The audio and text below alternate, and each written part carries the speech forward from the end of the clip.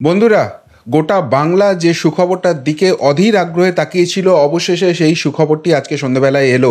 8টা 20 সময় সন্দীপ ঘোষ ফাইনালি গ্রেপ্তার হলো 2021-এর টেন্ডার দুর্নীতি মামলায়। কিন্তু এটা এখন আর খবর নয়। হ্যাঁ, কিছুক্ষণ আগেই ঘটেছে, কিন্তু তবুও খবরের পরিভাষায় একে বলা যেতে পারে বাসি খবর। সকলেই লাইভ টেলিকাস্ট দেখে নিয়েছেন এবং বাংলা অভয়ার জাস্টিসের প্রথম ধাপটা পেয়েছে বলে অ্যাটলিস্ট একটা কোথাও গিয়ে যেন আশার আলো দেখতে পাচ্ছে, এই ভেবে একটু হলেও খুশি হয়েছে। কিন্তু এই খবরের থেকেও যেটা বড় খবর, সন্দীপ ঘোষ গ্রেপ্তার হওয়ার সাথে সাথেই একটা প্রশ্ন রাজ্য রাজনীতিতে প্রবলভাবে উঠে গেল। সেটা হচ্ছে, সন্দীপ ঘোষ যদি গ্রেপ্তার হয় তাহলে কেন গ্রেপ্তার নয় বিনীত গোয়েল, কেন গ্রেপ্তার নয় মমতা ব্যানার্জি? ভয়ঙ্কর রকমের প্রশ্ন, ভয়ঙ্কর। বিনীত গোয়েল, যিনি কলকাতা পুলিশের সিপি, যার হাতে এই কলকাতা শহরের আইনের পুরো ভারটা রয়েছে, তার গ্রেপ্তারির দাবি উঠে গেল। এবং মমতা বন্দ্যোপাধ্যায়, যিনি গোটা রাজ্যের মুখ্যমন্ত্রী, এই বিপুল পরিমাণ সংখ্যাগরিষ্ঠতা নিয়ে তার সরকার নবান্নে রয়েছে, সেই মমতা বন্দ্যোপাধ্যায়ের গ্রেপ্তারির দাবি উঠে গেল। কেন উঠছে এই দাবিটা? সত্যিই কি এটা যুক্তিযুক্ত সময়ের দাবি, নাকি আবেগে ভেসে মানুষ কথা বলছে? এবং যে দাবি উঠছে তার সঙ্গে বাস্তবে কি সত্যি এই ঘটনা ঘটার কোনো সম্ভাবনা রয়েছে? তারই বিস্তারিত ব্যাখ্যা করব এই প্রতিবেদনে। নমস্কার প্রিয় বন্ধু, মিডিয়ায় আপনাদের স্বাগত এবং আপনারা দেখছেন প্রিয় বন্ধু বাংলা, সত্যের সন্ধানে সর্বদা আমি শুদ্ধশীল। বন্ধুরা, সন্দীপ ঘোষ সে যে গ্রেপ্তার হবে, তার গ্রেপ্তারি যে সময়ের অপেক্ষা, এটা সকলেই বুঝতে পারছিলেন। হ্যাঁ, সিবিআই হয়তো চারিদিকটা আঁটঘাট বেঁধে নামছিল, যাতে করে একবার গ্রেপ্তারি হলে এই ধরনের পাষণ্ড লোক যাতে আর বেরিয়ে আসতে না পারে। কিন্তু কিন্তু প্রশ্নটা হচ্ছে যে সন্দীপ ঘোষ গ্রেপ্তার হবে, এই জায়গাটা সাধারণ মানুষ বুঝতে পারলেও কেন তোলামূল কোম্পানির কিছু রেপুটেড গারল, যারা যারা মেরুদণ্ডহীন, অমানুষের চূড়ান্ত কিছু ওই খ্যাংরাকাটি মল্লিক বেল্লিক আছে, কিছু মাতাল ব্যানার্জি আছে, উকিলের কালো কোট পরে থাকে, সেই সব গারলগুলো গাও গাও গাও গাও করে কেন চিৎকার করছিল? কেননা তারা বুঝতে পারছিল যে এই সন্দীপ গেলে, এই সন্দীপের যিনি আশীর্বাদ দেয়নি, অনুপ্রেরণা দেয়নি, সেই মাতা কি অবশেষে যাবে? এই প্রশ্নটা কিন্তু বেশি করে উঠতে শুরু করে দিয়েছে। কিন্তু প্রশ্ন যেটা হচ্ছে, যেটা রাজ্য রাজনীতি জানতে চাইছে, সেটা হচ্ছে যে সন্দীপ ঘোষ গ্রেপ্তার হলে বিনীত গোয়েল এবং মমতা ব্যানার্জি কেন গ্রেপ্তার নয়? কেন কেন আসছে? প্রথমেই বিনীত গোয়েলের কথা আসি। দেখুন, সিবিআই তদন্ত হাতে পাওয়ার পর যেটা প্রথম কাজ করেছিল, এই সন্দীপ ঘোষকে জেরায় ডেকেছিল। কেননা যখন ঘটনা ঘটে তখন সেই আরজি করের প্রিন্সিপালের নাম হচ্ছে সন্দীপ ঘোষ, এবং একবার তাকে জেরায় ডাকার পর খুব স্বাভাবিকভাবেই যেটা দেখা যায় যে টানা টানা টানা জেরা পর্ব চলছে। সন্দীপ ঘোষ সকালবেলায় যাচ্ছে, রাত্রিবেলায় আসছে, দীর্ঘক্ষণ জেরা পর্ব চলছে। এর মাঝখানে তার বাড়িতে সিবিআই পৌঁছে গেছে, এর মাঝখানে তার পলিগ্রাফ টেস্ট হয়েছে, দুদিনের বিরতি নিয়ে তার তার যে বয়ানগুলো আছে সেগুলো ভেরিফাই করা হচ্ছে, অন্য লোকের বয়ান নেওয়া হয়েছে, এবং ফাইনালি সন্দীপ ঘোষ আজকে গ্রেপ্তার হলো। অথচ অদ্ভুতভাবে দেখা যাচ্ছে এই তদন্তে যে প্রথম থেকে ছিল, এবং এবং এই রাজ্যের মুখ্যমন্ত্রী যাকে সার্টিফাই করেছে, আশ্বস্ত করেছে বাংলার মানুষকে যে কলকাতা পুলিশের সিপি এখানে প্রথম থেকে ইনভলভ আছে, তার তত্ত্বাবধানে হচ্ছে, সুতরাং এখানে জাস্টিস নাকি পাওয়া যাবে। সেই কলকাতা পুলিশের সিপি, এত বড় পোস্টে থাকা একজন দায়িত্ববান অফিসার, একটা সেকেন্ডের জন্য এই সন্দীপ ঘোষকে ডাকেনি। তাকে জেরা করা অনেক দূরের কথা, তার জবানবন্দিটুকু অবধি নেয়নি। এই প্রশ্নটা উঠছে, বিনীত গোয়েল কি তাহলে সন্দীপ ঘোষকে প্রোটেক্ট করতে চাইছিল? কেন এই জিনিসটা করলো না? তৃণমূল একটা কথা বলছে, যেটা এখন সামনে নিয়ে আসছে, যে কলকাতা পুলিশ তো মাত্র 4 দিন সময় পেয়েছিল। সেই 4 দিনের পর মুখ্যমন্ত্রী স্বয়ং চেয়ে নিয়েছিলেন আরও 5-7 দিন সময়, সেই সময়টা হাতে পায়নি। সেই জন্য সন্দীপ ঘোষকে জেরা করা বা তার জবানবন্দি নেওয়ার সময় হয়নি। জেরা করলে হয়তো আরও তাকে ফার্দার ডাকা হতো। সুতরাং বিনীত গোয়েলকে বা তৃণমূল কংগ্রেসকে বা তৃণমূলের সরকারকে এইভাবে দায়ী করা যায় না। কিন্তু প্রশ্ন হচ্ছে, সিবিআই দায়িত্ব যখন হাতে পেল, তখন সঞ্জয় রায় অলরেডি অ্যারেস্ট, এবং সঞ্জয় রায় অ্যারেস্ট হয়ে যাওয়ার পরে তারা কিন্তু ফার্স্ট কাজ যেটা করলো সেটা হলো এই সন্দীপ ঘোষকে ডেকে জিজ্ঞাসাবাদ, এবং সেই জিজ্ঞাসাবাদ দীর্ঘ দীর্ঘ দীর্ঘ হয়েছে। তাহলে বিনীত গোয়েল কোন কোন অছিলায় এই সন্দীপ ঘোষের সঙ্গে একবার জেরা অবধি করলেন না, একবার তার জবানবন্দি অবধি নিলেন না? বিনীত গোয়েলের কি সম্পর্ক রয়েছে?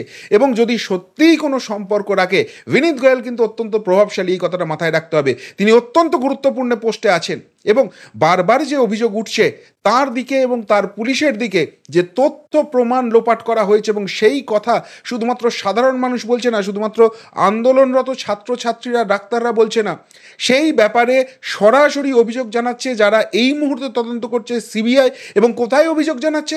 তারা অভিযোগ জানাচ্ছে স্বয়ং সুপ্রিম কোর্টে, যে এই কেসে বহু এভিডেন্স ট্যাম্পার করা হয়েছে। তাহলে সিপি যদি এই কেসের সঙ্গে ইনভলভ থাকে এবং সেখানে এভিডেন্স ট্যাম্পার হয়ে থাকে, তার দায় কি এই বিনীত গোয়েল এড়াতে পারেন? এই অভিযোগ কিন্তু করেছে। 5 তারিখে এর শুনানি আছে এবং নিশ্চিতভাবে সিবিআই এর আরও বিস্তারিত দেবে। এবং যেটা দেখা গেছে যে একাধিক ভিডিও ভাইরাল হয়েছে যেখানে প্লেস অফ অকারেন্স যেটা বলা হচ্ছে, সেইখানে বহু বাইরের লোক রয়েছে এবং প্রভাবশালী সন্দীপ ঘোষের ঘনিষ্ঠ, যারা সন্দীপ ঘোষকে বেস করে পুরো নেক্সাসটা চালাতো, এইখানে দুর্নীতি করতো, তারা সেখানে উপস্থিত রয়েছে। এবং এই বিনীত গোয়েলের নেতৃত্বে থাকা কলকাতা পুলিশ, তারা প্রেস কনফারেন্স করে সেটাকে ডিফেন্ড করছে, জাস্টিফাই করার চেষ্টা করছে এবং বলছে যে তদন্তের স্বার্থে সেই লোকগুলো ছিল, অথচ আইএমএ প্রমাণ করে দিচ্ছে কলকাতা পুলিশ মিথ্যাচার করছে। এখানে যারা ছিল তারা সম্ভাব্য দুষ্কৃতী হতে পারে, তাদের সন্দীপ ঘোষের সঙ্গে নেক্সাসে যোগ থাকতে পারে। তাহলে এখানে বিনীত গোয়েলের ভূমিকা অবশ্যই খতিয়ে দেখা দরকার আছে। এবং যদি বিনীত গোয়েলের ভূমিকা খতিয়ে দেখার দরকার হয়ে থাকে, তাহলে তদন্তের স্বার্থে সেই বিনীত গোয়েলের কি বাইরে থাকার কোনো অধিকার আছে? এই প্রশ্নটা কিন্তু রাজ্য রাজনীতিতে উঠছে। এখন সিবিআই কি করবে? সত্যিই এরকম কোনো দরকার আছে কিনা সেটা তো ভবিষ্যতের গর্বে, কিন্তু এই প্রশ্ন খুব রেলিভেন্স হয়ে উঠে আসছে। মিডিয়াতে চর্চা শুরু হয়েছে, বিরোধী দল থেকে শুরু করে সাধারণ মানুষ, আন্দোলনরত ডাক্তার, প্রত্যেকে এই প্রশ্ন করতে শুরু করেছে। এবং আপনারা জানেন এই বিনীত গোয়েল যেহেতু এভিডেন্স ট্যাম্পারের অভিযোগ রয়েছে, তার পদত্যাগের দাবিতে ওই আরজি করের আন্দোলনরত ছাত্ররা আজকে লালবাজার অভিযান করছে এবং তাদেরকে আটকাতে মরিয়া প্রয়াস চালিয়ে যাচ্ছে কলকাতা পুলিশ। ফলে বিনীত গোয়েল কিছুতেই সন্দেহের ঊর্ধ্বে নয়, এই ধারণা কিন্তু ক্রমশ বদ্ধমূল হয়ে যাচ্ছে কলকাতা পুলিশ এবং এবং এই সামগ্রিক ঘটনায় যে মিথ্যাচার চলছে তার পরিপ্রেক্ষিতে। এবার যেটা সবথেকে রেলিভেন্ট কোশ্চেন, সবথেকে গুরুত্বপূর্ণ ব্যাপার এবং সবথেকে বিস্ফোরক দাবি, সেটা হচ্ছে স্বয়ং মমতা বন্দ্যোপাধ্যায়ের গ্রেপ্তারের দাবি উঠে যাচ্ছে। কেননা সন্দীপ ঘোষ যে দুষ্কৃতির রাজ করত, এবং সন্দীপ ঘোষ আরজিকর কার্যত এর আগে যে প্রিন্সিপাল ছিলেন তার আমলে একটা হেভেনলি পরিবেশ ছিল, সেইটাকে সন্দীপ ঘোষকে নিয়ে আসার পর কমপ্লিটলি ডিস্ট্রয় করা হচ্ছে এবং আরজিকরের সিস্টেমকে তিনি নরক গুলজার করে ছেড়েছেন, এমন বিস্ফোরক অভিযোগ কিন্তু উঠেছে। অথচ দেখা গেছে সন্দীপ ঘোষ এবং তার সঙ্গী সাথী যারা ছিল, তারা দিনের পর দিন সেখানে তাদের রাজত্ব কায়েম করে গেছে। যারা এর বিরুদ্ধে প্রতিবাদ করেছে তাদের প্রত্যেককে অ্যাফেক্টেড হতে হয়েছে।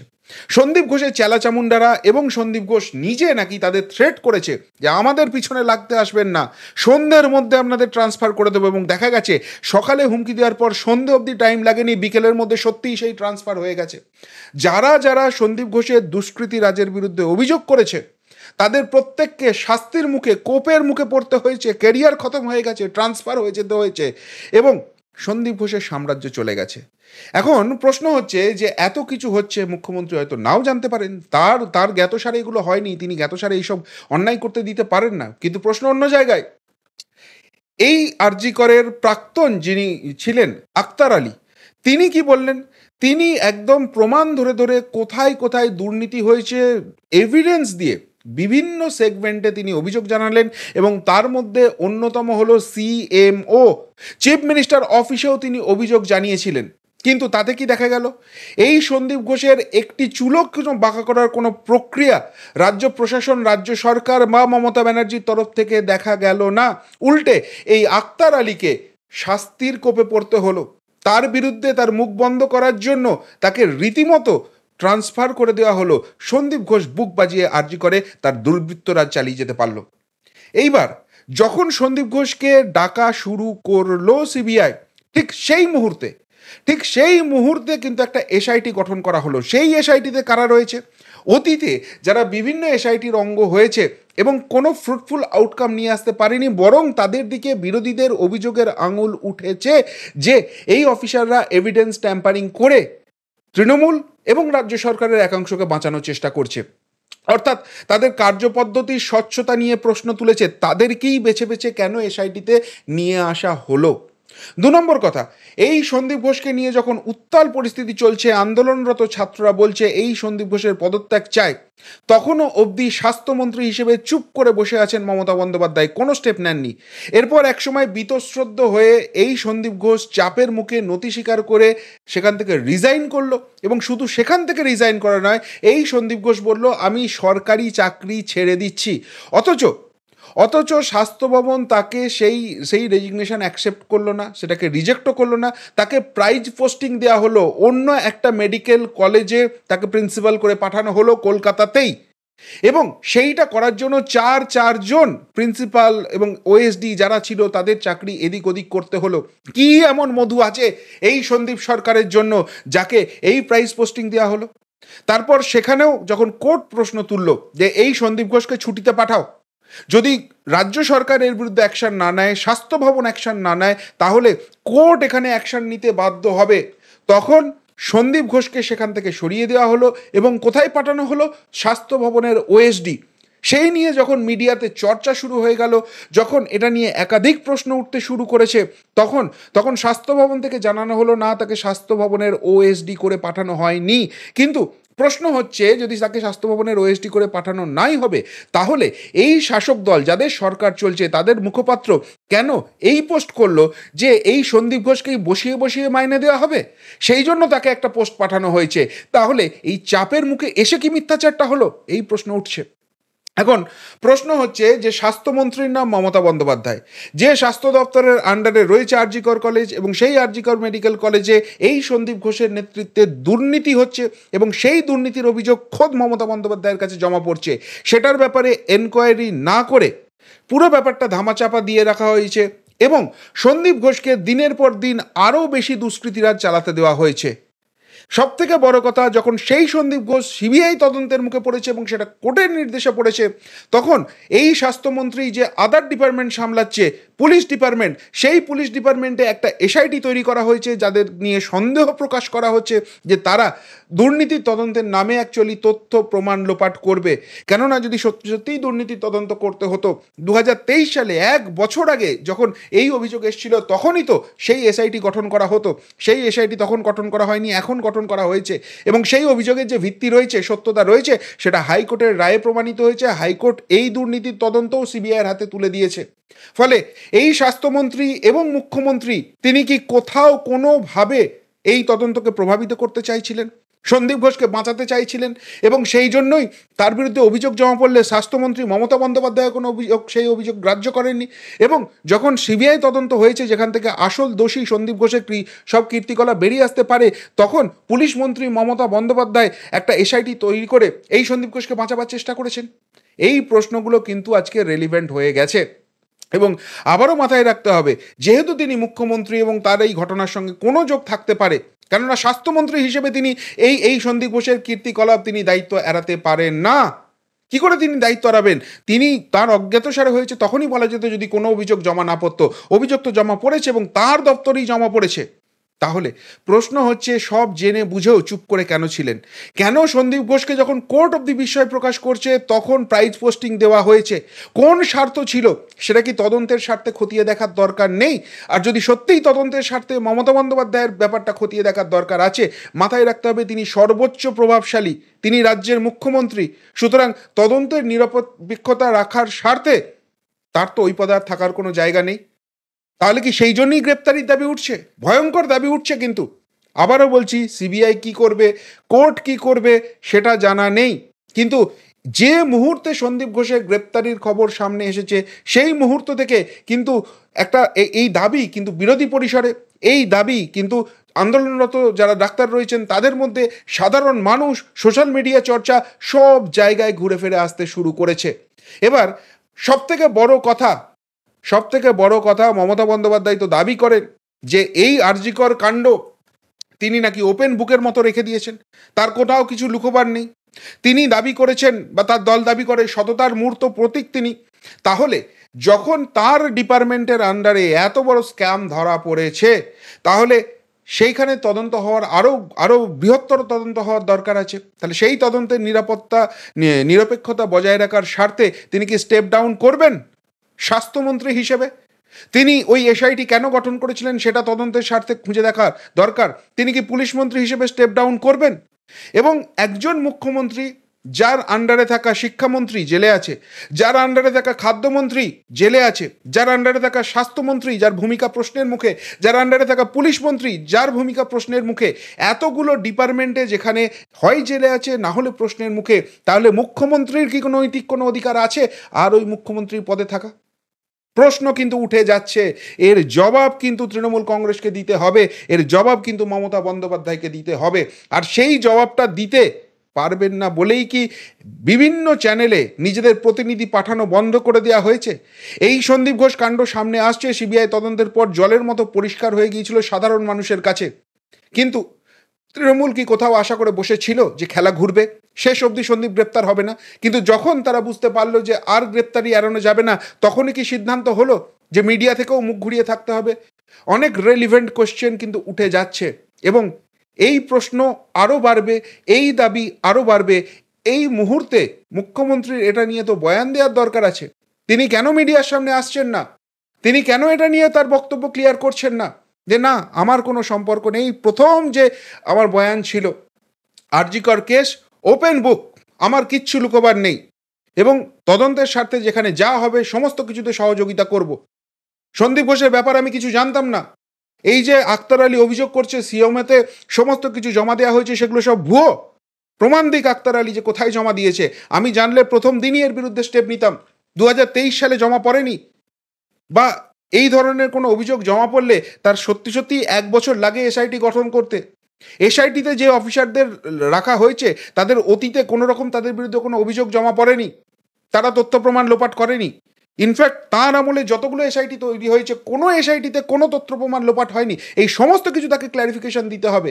আর যদি তিনি না দেন, মানুষের এই প্রশ্ন কিন্তু আরও বেশি বেশি করে বাড়তে শুরু করবে। আর সেই চাপ যদি বাড়ে তাহলে কোর্ট, হাইকোর্ট হোক, সুপ্রিম কোর্ট হোক, এমনকি তদন্তকারী সংস্থা হোক, তারা কি এইগুলো থেকে মুখ ফিরিয়ে থাকতে পারবেন? সেটাই কিন্তু এখন লাখো টাকার প্রশ্ন হয়ে দাঁড়াচ্ছে। নিশ্চিতভাবে সন্দীপ ঘোষের গ্রেপ্তারি এই মুহূর্তে সব থেকে বড় খবর, কিন্তু তার পরিপ্রেক্ষিতে রাজ্য রাজনীতিতে বিরোধী পরিসরে যে কোশ্চেনগুলো উঠছে বিনীত গোয়েল এবং মমতা বন্দ্যোপাধ্যায় নিয়ে, সেগুলো কিন্তু ভয়ঙ্কর। এবং যত চুপ করে থাকবেন এই দুই ব্যক্তি, বিনীত গোয়েল এবং মমতা বন্দ্যোপাধ্যায়, এই প্রশ্নের জোর, এই প্রশ্নের তেজ কিন্তু আরও বাড়বে। এবং তারা যে পদে আছেন সেই পদটাকে সম্মান রেখে অবশ্যই বলতে হয় যে এই প্রশ্নগুলো ওঠা নিশ্চিতভাবে দুর্ভাগ্যজনক এবং তারা নিশ্চয়ই তাদের পদের গরিমাকে পদদলিত করেননি। আর তাই তারা ইমিডিয়েটলি এই ব্যাপারে তাদের ক্ল্যারিফিকেশন দেবেন এবং মানুষের যে প্রশ্নগুলো উঠছে, বিরোধী পরিসরে যে প্রশ্নগুলো উঠছে, সেগুলোকে পুরোপুরি ধুয়ে মুছে সাফ করে দেবেন। কিন্তু যতক্ষণ পর্যন্ত সেটা না করছেন এই প্রশ্ন কিন্তু উঠতে থাকবে। বন্ধুরা, আপনারা কি মনে করেন সত্যি এদের দুজনকে কি কালিমালিপ্ত করার জন্যই এই প্রশ্নগুলো বিরোধীরা তুলতে শুরু করে দিয়েছে, নাকি এই প্রশ্নের রেলিভেন্স রয়েছে? উত্তরটা অবশ্যই কমেন্ট বক্সে কমেন্ট করে জানাবেন।